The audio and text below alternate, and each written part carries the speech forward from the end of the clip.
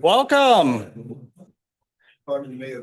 to our 104-year-old Rotary Club of Fayetteville, and congratulations for the walk. And it didn't rain too hard. See, it was supposed to be torrential downpours at this time. See, it wasn't torrential in the moment we were walking up. So we can always find something to be grateful for.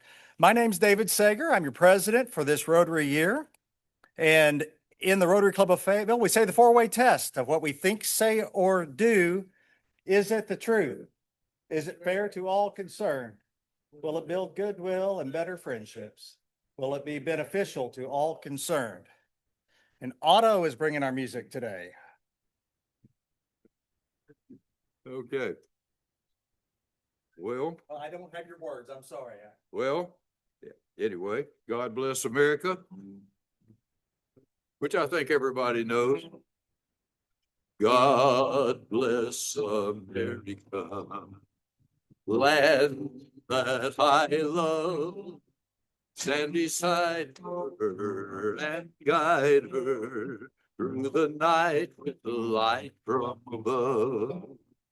From the mountains, the prairies, to the ocean, white with foam. God bless America, my home, sweet home. God bless America, my home, sweet home.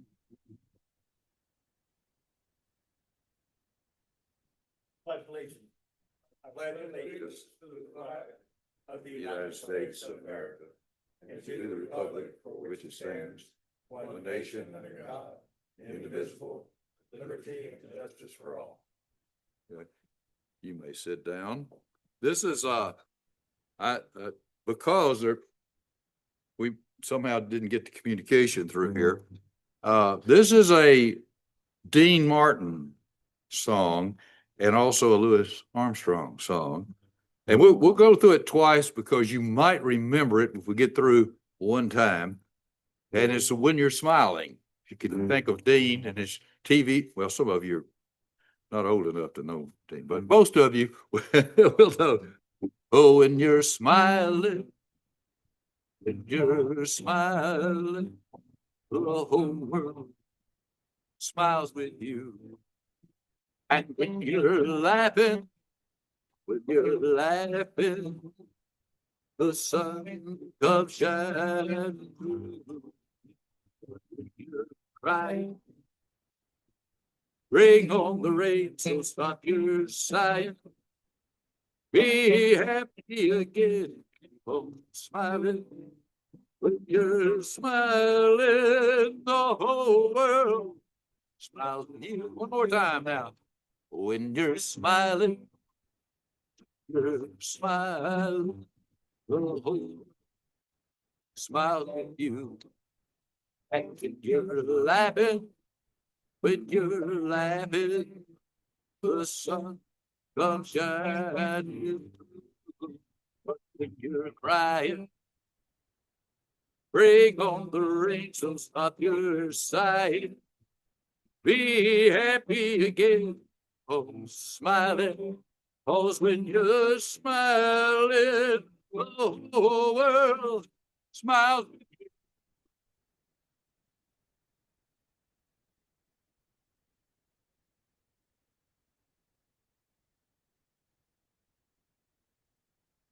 Otto's like having a Johnny Cash in the club. I kind of like it. Harrison, do you have a Sergeant at Arms piece? Microphone? All right. And yeah, I would like to get started. You know, John Threed is just across the way getting recognized by the Fayetteville Chamber of Commerce right now, which is where numerous of our members are currently located.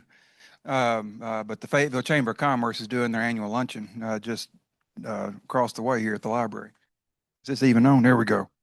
All right. First things, visiting Rotarians. I don't believe we have any today. All right.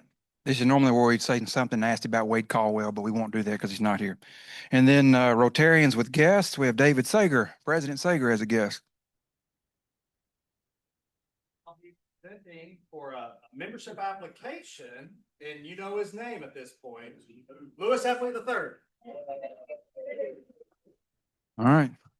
And Lewis is incoming, but we have about a half dozen new members in the club right now that we need to recognize whenever we can get them all here. Hey, oh, go for it. Yeah.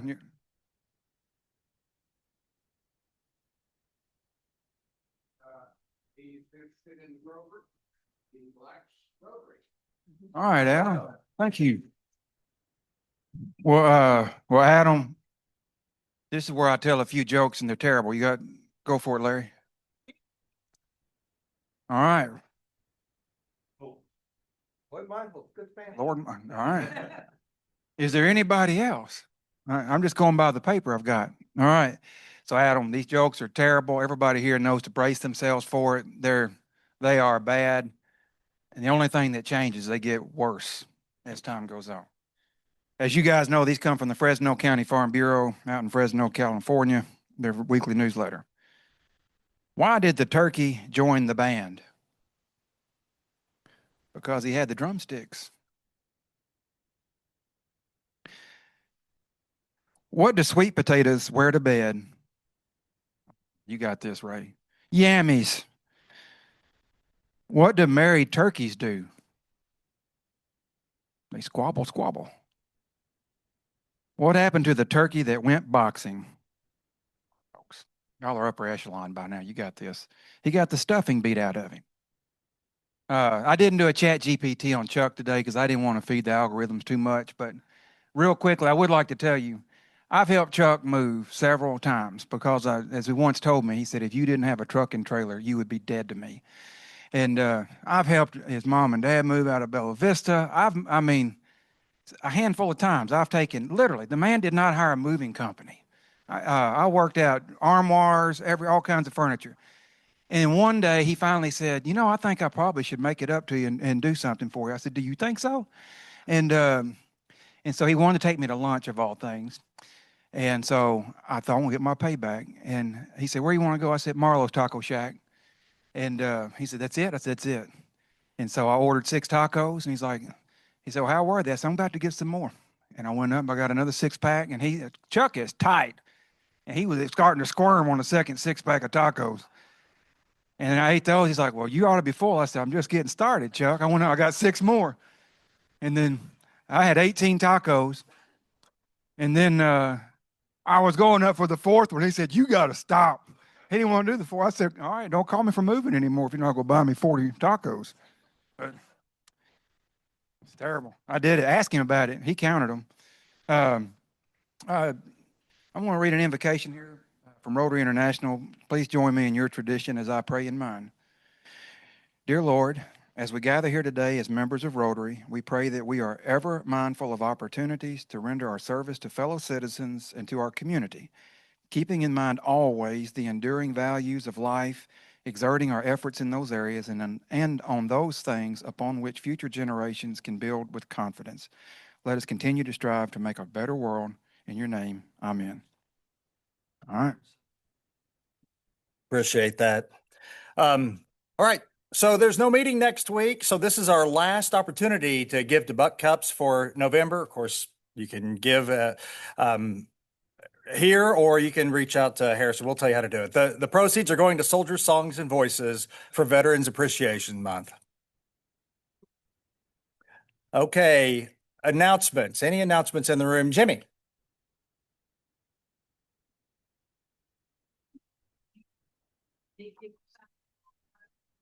Sitting on this table, so it'll be real easy for you to sign up whenever you leave.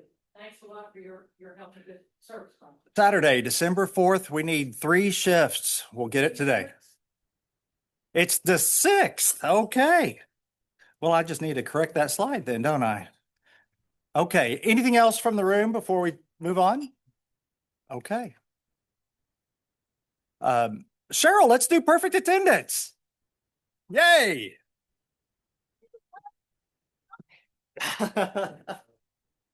It is about time. Yeah, okay. Yes, well, I am excited to be here and I'm pleased to uh, have this time to honor those who have been able to do perfect attendance. It's later than usual, and I want to explain why. It's kind of gotten complicated. No, it's not just you. No, it goes back to all the complications that we have gone through this in the last 2 years. For example, Emily, are you here? Well, she'll be here for her perfect attendance, I'm sure. But when she became president, at that point, she had to find a new location.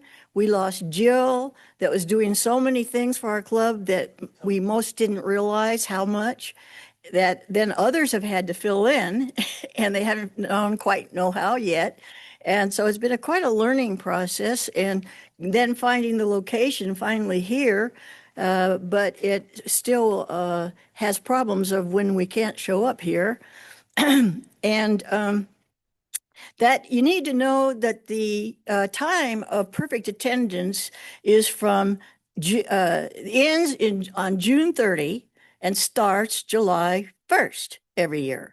So that's a year, which we don't always remember.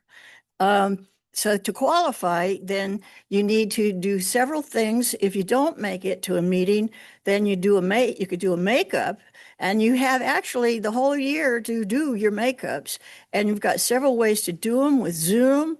If you know how to get on Zoom, I found out there are people who don't know how to do that yet, even. So they've not been able to do the makeups. You have the other Rotaries to go to that would count as makeup. And then those who do incredible amount of things like Harrison,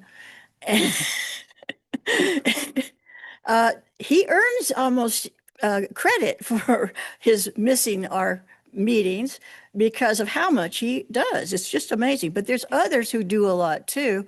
And that is that besides just going to the meetings, that you get credit for those things as a makeup. But you need to let the secretary know about that, because our data system, does everybody know how to get on that system? Raise your hand. Do you? Okay, who doesn't? Raise your hand. Well, there's others. And I was one of them too, quite frankly. It wasn't easy. I needed help. DACA, say it again. DAC DB. Yes.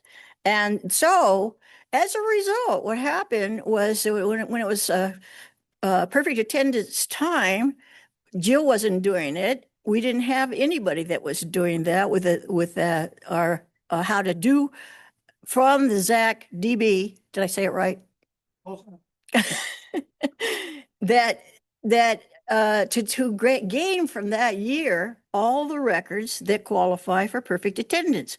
Now, I've been in charge of the perfect attendance now for 33 years, and I have the history. Yes, thank you. Yeah, it's pretty amazing, I have to say, yes. But it's exciting to me because I started in 1993 to do the perfect attendance. And so I've kept the record since then. And I know how many women we've had and when and why and how and what percent, because we were only allowed to be in Rotary. What year? What? 1989. 87 is when thank you for saying that though, because see, the 87 is when we got our first woman, actually not just our first woman, 3 women in that year when they weren't legal. Because Rotary International has still not allowed it. And I came in 2 years later, see, when it was then allowed, which I'm very grateful that they finally did allow it, because I knew they existed, but I knew also that women weren't really supposed to be there allowed wise. And our club accepted them 2 years earlier than being allowed. That represents what kind of people we had in our club. It means a lot, although they lost some members when women were being allowed. So there's a whole story behind all that. Anyway, so find out about how to work Zoom, find out you need to record your and see on the data system that where your standing is. And then you are in charge of that. So, but this past year, when she went to do it, we got 10 only out of 30. And so I knew that can't be. So I gave her my past records and then we went over that. Then we contacted those that would have mattered. And now we have 20 for this year. Okay. And also something interesting is I go into the statistics of we are down to 111 of members. We were lost 24 for the year. We are at 36% of women in Rotary, of our Rotary. And the record in our Rotary of all the years I've done this is women being 38%, which is interesting. And that was in 2023, all-time record of our women in our club. So this kind of, to me, is interesting and exciting information. And now we're going to, and I want to thank Zoom a lot and our person handling that, Kenton Ross. Thank you. Because you can have perfect attendance, even if you can't be coming. And at the neat thing is you don't miss any of the fantastic meetings we've had. So if you're sick or you can't make it, you could do it on Zoom. You just need to be able to do it, technically. Okay. Now we're going to be honoring our current members with perfect attendance. And it looks like a lot might not be here right now, but doesn't mean they don't make it up somehow. Okay, so we didn't get any for first year. That was sad. But we got our highest one in 2023 ever, even before 1993 when I started. So we did something good in 2023 there that I want to give credit to. But all right, our first perfect attendance is Christine Cook for 2 years. Our second one, you come up and you get it from David. For Jerry Patton for 3 years, perfect attendance.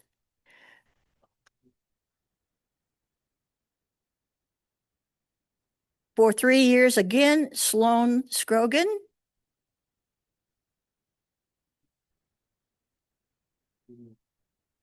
Sloan Scrogan. And for 3 years again, Christine Smart.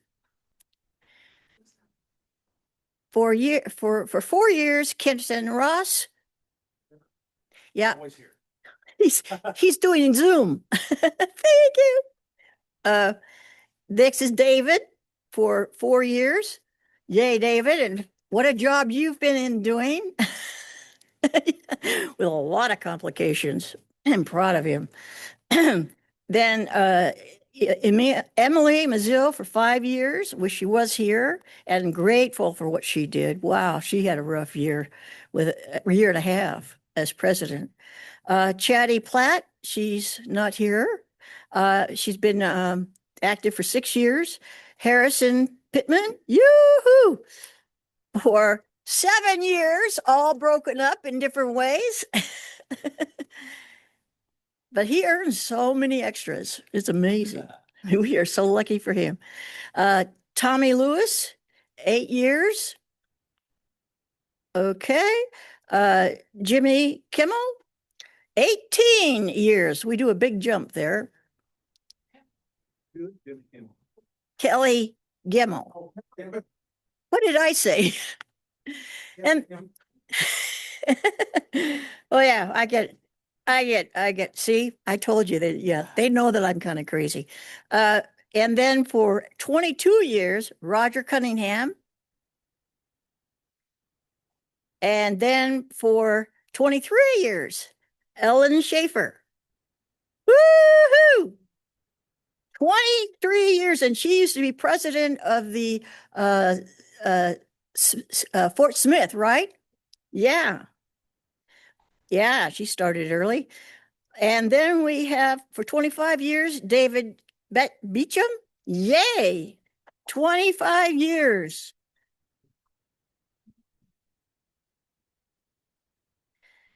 And then for 28 years, we have Chuck Culver. And I think he's not here today, but I've been seeing him on Zoom a lot. Larry Long for 28 years.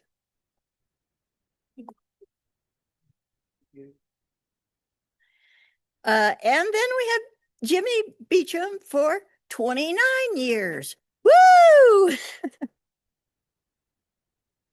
And then for 33 years, Laura Wilkins. Yoo-hoo! Yeah. Okay, is there something special with her? Because I don't see it out here. It's the $100. I'll get it then. Wow, I have no idea. I'll find it. She's on my sheet for sure. And then me, which is not 33 years, but 35 years, the year we were allowed. Yeah, I'm very proud of that. Okay, and then we have the leader of the group, Howard Brill, with 44 years. Yay, Howard, way to go.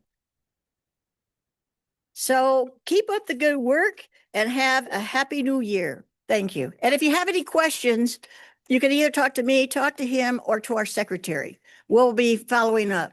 Thank you. Thank you. Yeah.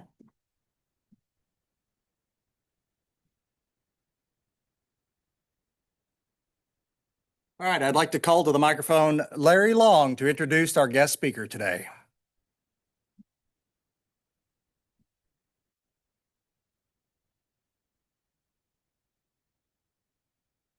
Thank you very much, David. Well, I need to get my glasses.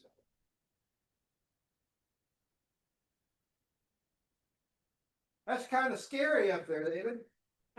What's that? The picture? Yes. More scary than anybody actually thought, Larry. Uh, It's a little harmless tick, I thought. We're going to learn all about that harmless tick. Dr. Tina Merritt is here today. She's an allergist and immunologist from Bentonville.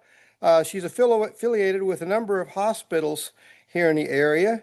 And you're with Awesome too now. I didn't know that. Good. We had a speaker from Awesome just the other day. She's in the faculty there. And she received her medical degree from the University of Arkansas and has been in practice for 21 years, specializes in asthma and allergic conditions and pediatric asthma and allergic conditions, experienced in asthma, hereditary angioedema, food allergy rhinitis, and primary immunodeficiency. I'm not a medical guy.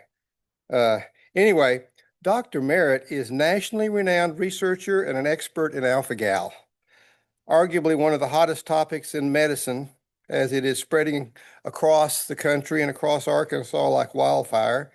And as she will tell you, she has a lot of practical experience too, and so do I.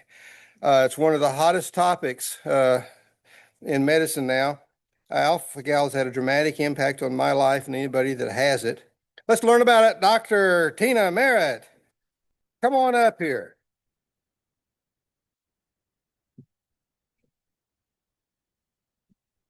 Well, thank you very much for the introduction. And I got a little story. So one of the professors I worked with told me to always tell a story or a joke when you start out. So whenever they have the best of the best with the Arkansas Democrat Gazette, they used to have it where you didn't know if you won or not.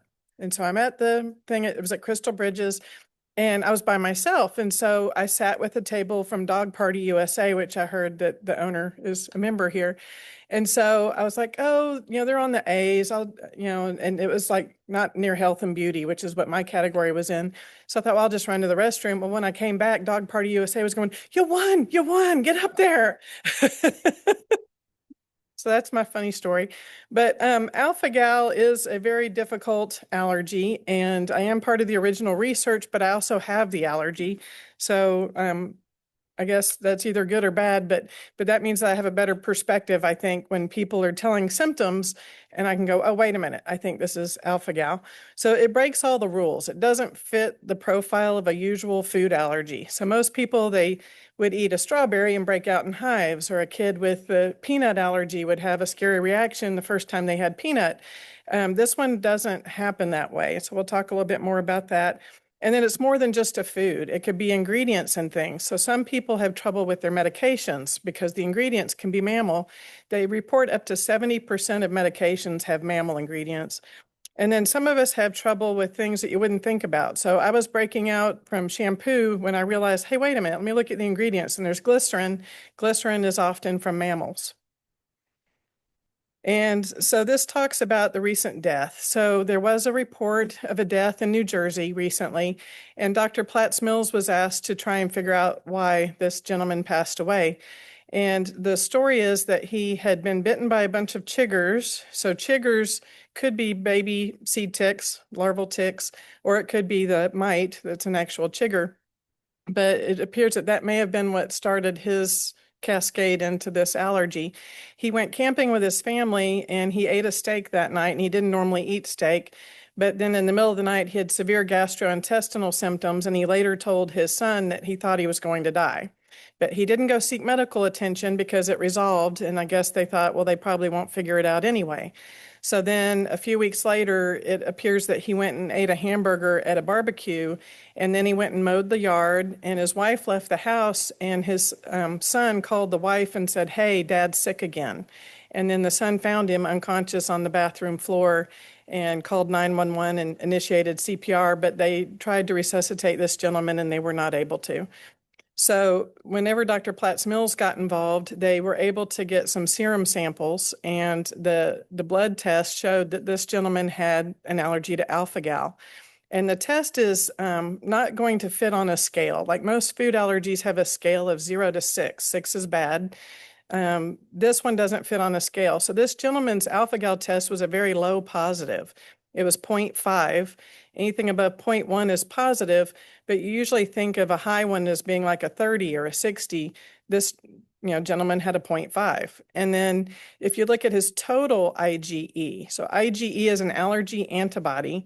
If you compare the total to how much is against alpha-gal, this person had only 1% against alpha-gal. So Dr. Platts Mills in Virginia, where I trained, used to say 5 to 10% was a risk for anaphylaxis.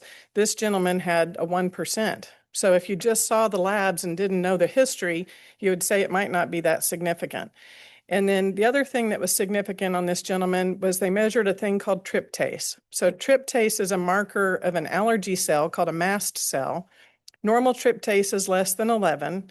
This person had a tryptase of 2,000. I had never even heard of a tryptase of 2,000. So his mast cells, he probably had too many mast cells, but he had a mast cell reaction that was so profound that his tryptase level was 2,000. So this was definitely anaphylaxis. And so that's why they said this is the first confirmed case of anaphylaxis from eating red meat, but it's really not the first. The first cases were actually during a clinical trial for a cancer drug called cetuximab. And while I was in Virginia in training, Dr. Platts Mills was asked to figure out why people were having this allergic reaction to the cancer drug. And we developed a test, and 4 of the samples came back positive for this allergy to this cancer drug, but also so did Dr. Platts Mills' test. So he was one of our controls, and he had never had this cancer drug, and he came back positive. So long story short, I called M-Clone, that was the company that was making the drug, and I said, hey, send us the rest of your samples, and they didn't respond. I said, hey, we're about to leave for Christmas, send us the rest of your samples. Well, it was around that time that Martha Stewart got in trouble for selling her stock in M-Clone, that was the company, because she knew they weren't going to get their FDA approval. So then I moved to Arkansas, and one of my nurses, her husband worked at Highlands Oncology, and she told me about a patient who died from their first infusion of a cancer drug. And I'm like, oh my gosh, was it Erbitux? And it was. And so I called Dr. Platts Mills and said, hey, we got to get this test going again. And at first he said, oh, it's too difficult to get the human investigation approval. And I'm like, watch me. So I did it. And I got him some samples, and so did some other doctors. So other doctors were reporting these life-threatening reactions, but it seemed to be across the Mid-South. So at Vanderbilt in Tennessee, North Carolina, they were reporting these life-threatening allergic reactions on the first infusion of this cancer drug. But I know of at least 5 people that died from that cancer drug. And then this is 5 things to know about alpha-gal. So the reactions are usually delayed. It can be up to 10 hours. So people won't associate it with that burger they ate at 3 and having this severe gastrointestinal symptom 4 hours later. But it's usually a delayed reaction. And then the reactions are variable. So some people it's immediate, some people it's delayed, and for some of us, it can be variable for ourselves. So I've had immediate reactions before, and I've had delayed reactions before. And then the reactions involve all body systems. So I'll talk a little bit more about a survey that we did of people with alpha-gal, but it appears that all systems can be involved. So some people it's a breathing problem. Some people it's skin problems like hives. Some people it's the gastrointestinal problems like severe cramping, diarrhea, throwing up. Some people it's that full-blown anaphylaxis, which is the breathing problems and passing out because their blood pressure is low. And then some people report neurologic symptoms. So I've had people that have tingling is their main symptom. I've had people that joint pain is their main symptom. So we have to look at all of the systems when we're looking at reactions to alpha-gal. And then I mentioned the test positivity doesn't correlate with the severity. So that was something else we found in the survey that we did is we've had people that were low positive that had anaphylaxis, but in my clinic, I've seen the opposite. I've seen some people that have high positive and they're still eating red meat. And I'm like, okay, well, here's your EpiPen just in case, because I don't know. It's very variable. I don't know if you're going to have a reaction or not. And then many patients don't recall a tick bite, but we do associate this allergy with tick bites, and I'll talk a little bit more about that. Now, this is a Z-map. A Z-map is where people report where they have a condition. So where in the world is alpha-gal is this Z-map. And as you see, there's quite a bit going on in the United States, but this is also in 52 other countries. It was first reported in Australia about 30 years before we reported it. So there's a Dr. Van Noonen in Australia who was on the eastern coast, who she associated it with tick bites. Their tick is worse than our tick. Their tick is called a paralysis tick. It actually causes paralysis. And then they were associating that paralysis tick bite with people developing a delayed reaction to beef and pork. And then this is the Centers for Disease Control map. So in 2017, they asked the 3 laboratories that were doing this test to please report their numbers. And so between, I think, 2017 and 2022, I'll go over the numbers in just a minute, but this was the map. And as you see, it was mostly across the Mid-South at that time.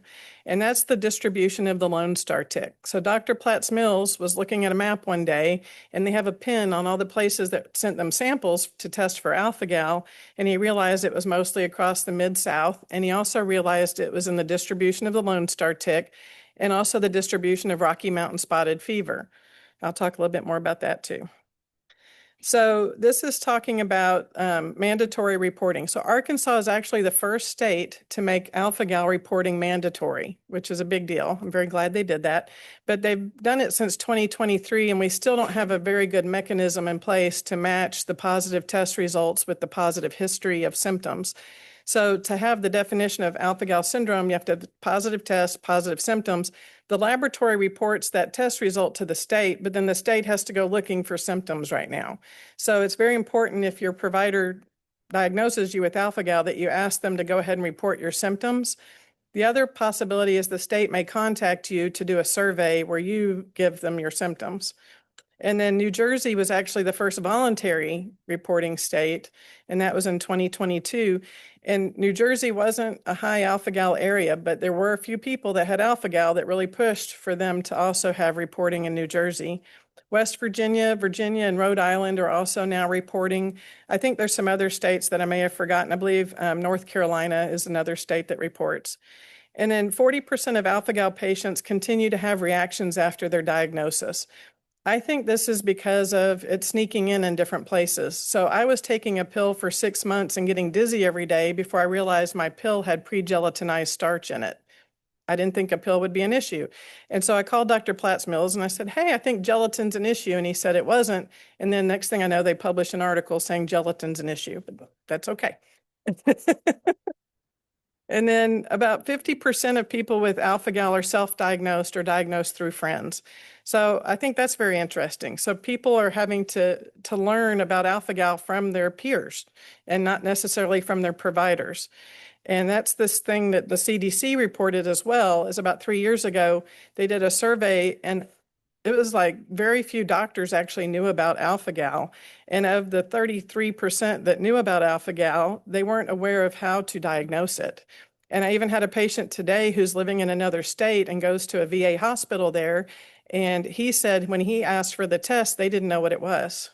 And so I had to order it for him and email it to him and say, here, take this with you when you go into the VA next time. And then on I guess 2023, the CDC estimated that there were 90,000 to 450,000 people with alpha-gal. Why is that number so different? That's because of the doctors not knowing how to diagnose. So they're estimating that it could be as high as 450,000 because they do have a positive test, actually confirmed test for 90,000 people, but they think that there's a lot of undiagnosed people out there. And then the symptoms can include hives, which is almost like a mosquito bite, except you have them usually all over.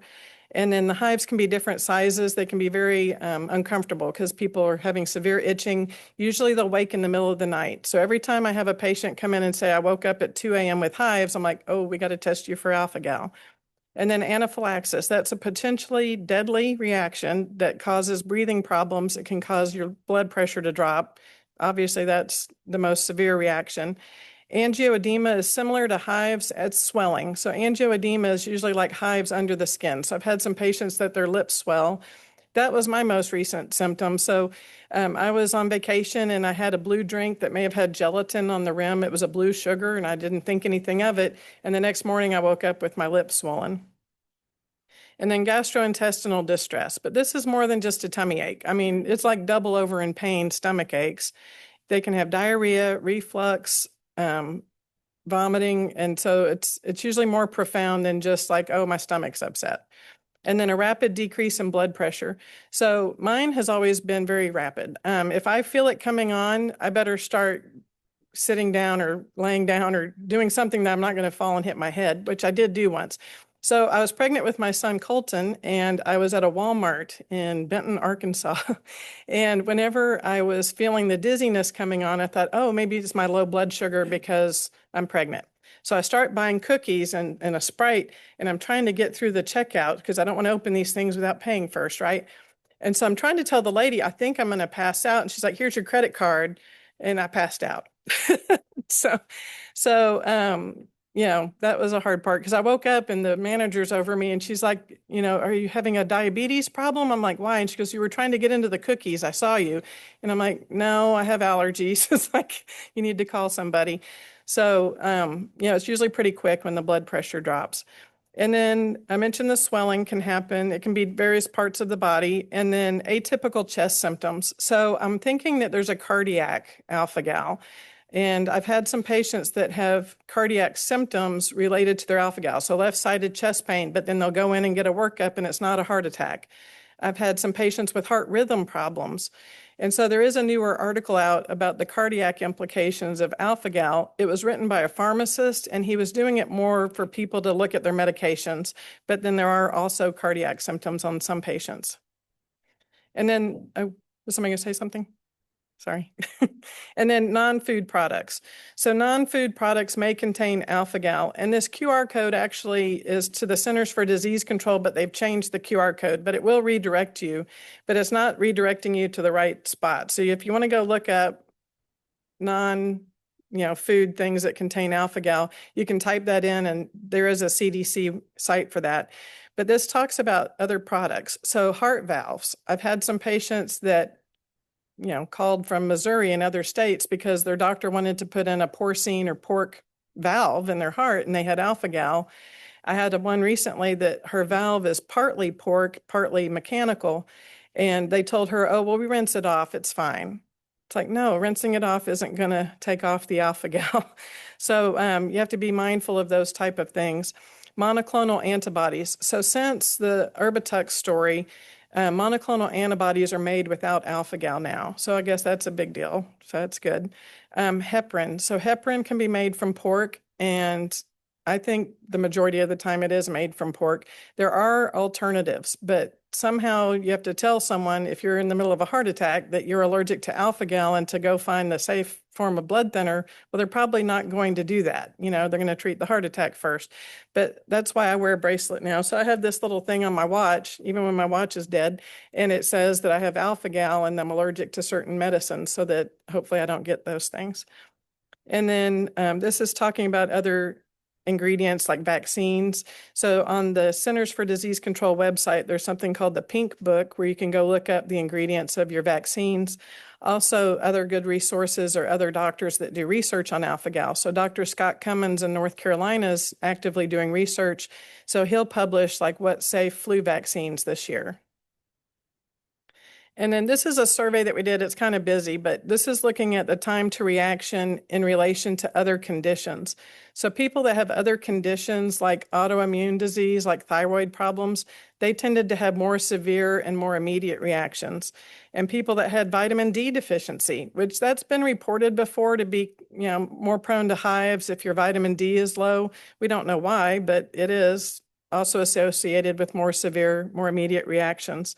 And then arthritis. So that's an autoimmune condition. Asthma, I would expect that. People with asthma have allergies. They're more prone to allergic reactions, and also their allergic reactions tend to be more asthma related. And then alpha-gal can be life-altering. So this is a couple of quotes of people with alpha-gal. And this person talks about because of their airborne reactions, they were forced to leave their job.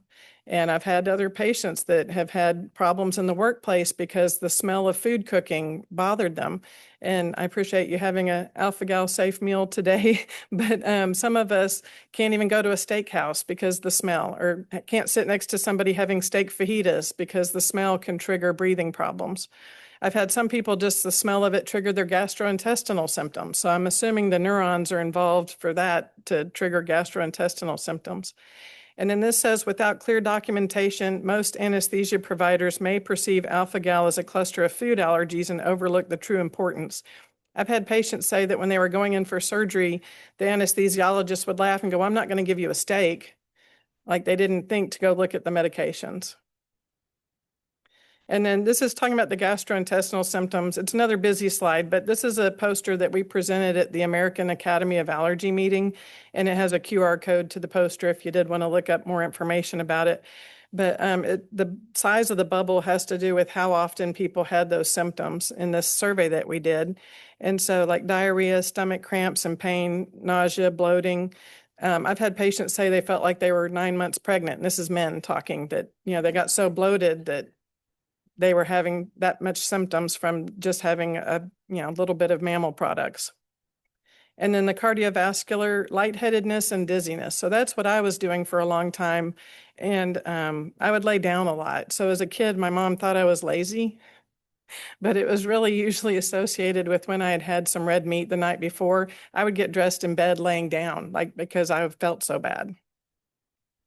And then this is talking about what we think the mechanism is for developing this allergy. We all actually have a different antibody against alpha-gal. It's called IgG. It's like we weren't really meant to take a pig heart. So the IgG converts to IgE, which is the allergy antibody from the tick bite in your skin. So the skin is a great sensitizer. And when the tick bite happens, the saliva has alpha-gal. So the Lone Star tick has been found to have alpha-gal in the saliva, and so has the black-legged tick. The black-legged tick is the deer tick that was associated with Lyme disease, mostly on the eastern coast, but we also have it here.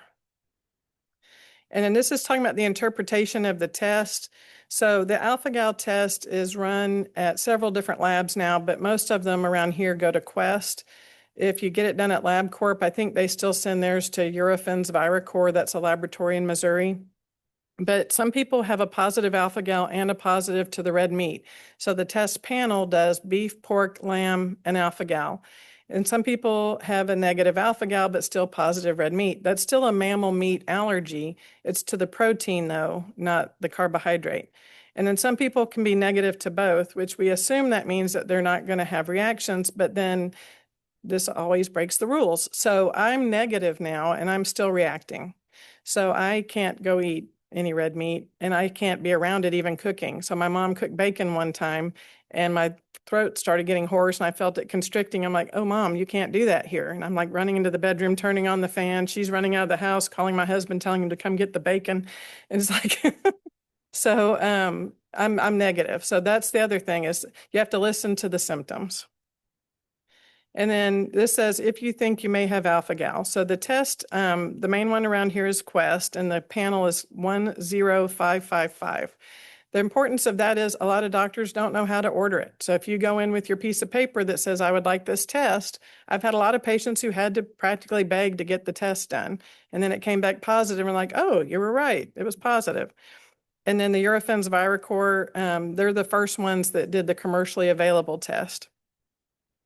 And then this talks about caution. So some hospital systems don't even have alpha-gal as a diagnosis, don't have it as a drug allergy in their system.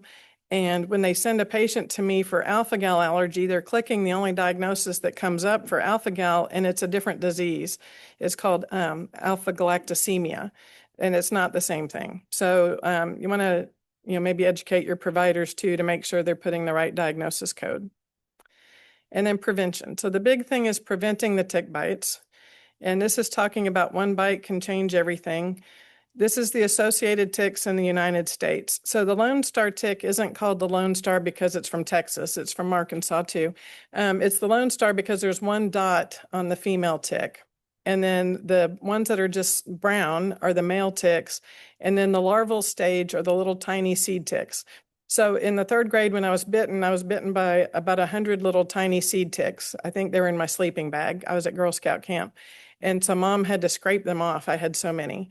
And they can cause this allergy just as bad as one of the big ticks. And they don't have to sit on you for very long. Like with Lyme disease, they say it has to be on you for a while. With this allergy, they can bite and fall off and you can develop this allergy. And then I don't know if it's going to show you my video. I've got a video. This is actually from a walking trail up in Bentonville. And this is, I don't know if you can see it very well. There's a bunch of little ticks crawling on the leaves. And this is just off of the bicycle trail. And then those deer are actually from a North Carolina friend of mine that she posted that picture. And then that's a deer ear. Sorry, I don't want to gross you out during lunch. But so one of my patients was a park ranger, and I asked him to bring me some ticks because we were trying to measure tick saliva, and he brought me a deer ear, and he like hands it to me with his hand shaking. This is a park ranger, but he didn't want to get bitten because he knew about alpha-gal. And then people, pets, and property. So it's talking about treating people, pets, and property so you can reduce the tick exposures. There's different brands, but you want to get something that's EPA registered insect repellent. And then this is talking about what to do when you get a tick bite. So you want to try and gently lift it straight up and not yank it off. So the last tick bite I got, I felt it on my back and I yanked it off and I said, hey, get me a Ziploc bag. And I sent it to the University of Arkansas and asked them to try and figure out if the tick, had any diseases or anything. But you want to try and either get tweezers, or they even have little devices that kind of hook underneath the tick and you can slowly lift it that way. There's different things. I've even heard of like putting oil on it to try and get it to just smother and come off, but you don't want to make it mad because then it'll, get rid of all the stuff that's inside of it. And you don't want to do that. All right. And then this is talking about the U.S. tick testing services. So if you keep your tick, you can send it to different places to see if it has an infection in that tick. But the University of Arkansas did a study where 5,000 people sent in their ticks. 5,000 ticks were sent in. And of those ticks, 70% had some infection, and 70% of those were more than one infection. So I think it's important to also think about tick infections as well. If you get a bullseye rash, or if you get like a blueberry muffin rash or fever, you need to get checked out for tick infection. And then this is talking about advocacy and research.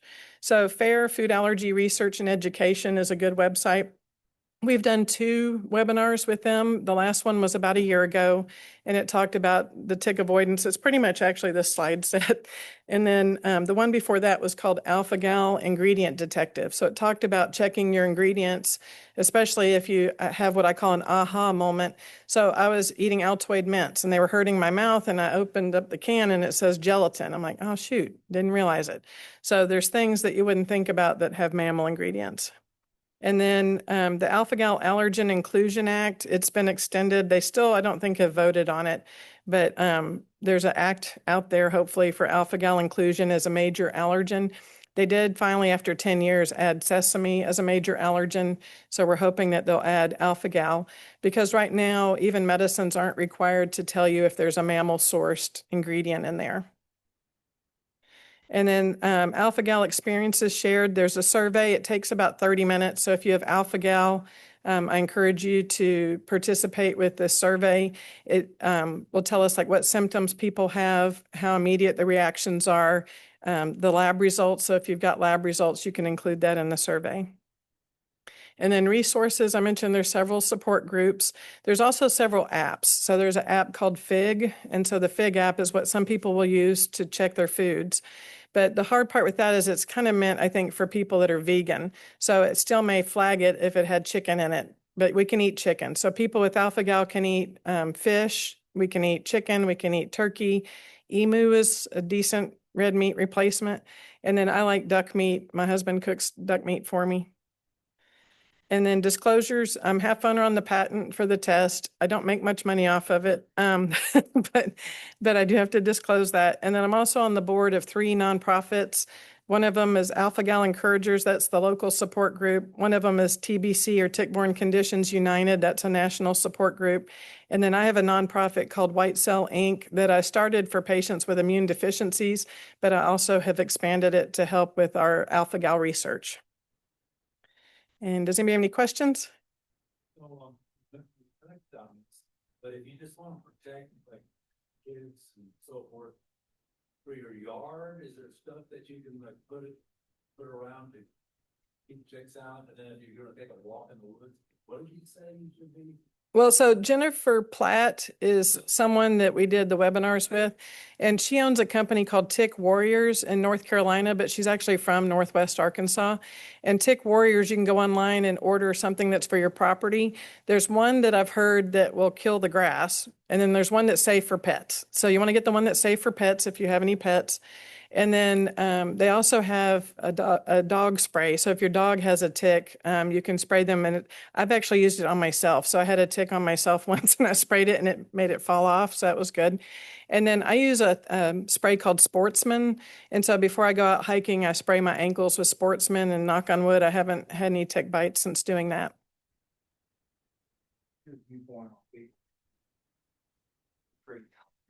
So acupuncture is not FDA approved. And so far, they don't have a very good scientific explanation for the acupuncture. If it did help, I would assume it would help with the neurons and the lymphatic drainage. I think there's a place for acupuncture in like painful conditions, but I get concerned when people get told to go eat red meat after getting acupuncture, which the acupuncture is either 3 weeks of having a needle on your ear. And the way that the doctor in Virginia Beach explained it is they find something from your liver on your ear, and they put a needle there for 3 weeks, and it changes your energy. And I don't know how to quantify that. Like there's not a measurement for me to measure your energy. So I don't really recommend it. If you want to try it and it doesn't hurt you, I'm fine with that. It's just I get afraid when people get told to go eat it after doing the acupuncture. They make pilgrims here from other parts of the state. Yeah, and there's someone I think in Tulsa that's doing an electro one where they add electricity and it only is 1 hour one time.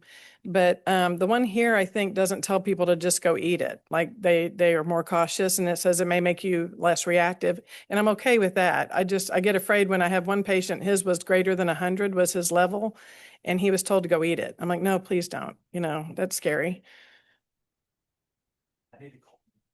Okay, thank you. Now, don't go too far. Don't walk away. Don't, okay. Thank you. And I don't know how, growing up on a farm like I did, that I don't have alpha-gal or Lyme disease or something, because I've picked so many ticks. So, and same for Harrison times 10. So it's where the squirrels live, out there in the tick territory.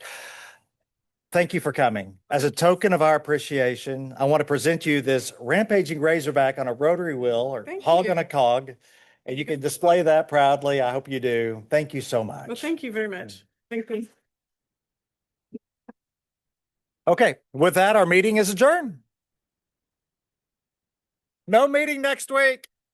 It's Thanksgiving.